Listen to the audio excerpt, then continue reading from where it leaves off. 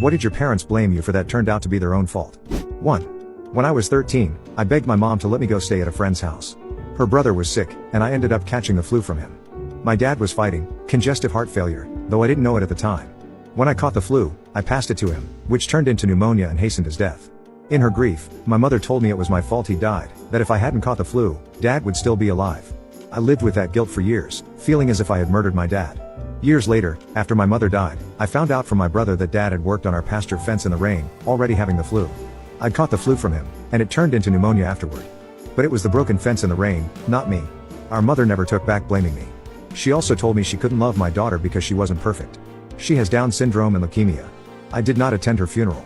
2.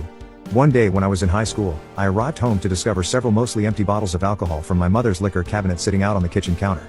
Upon hearing me enter the house, my mother angrily stomped into the kitchen to demand an explanation about why her booze was missing. I had absolutely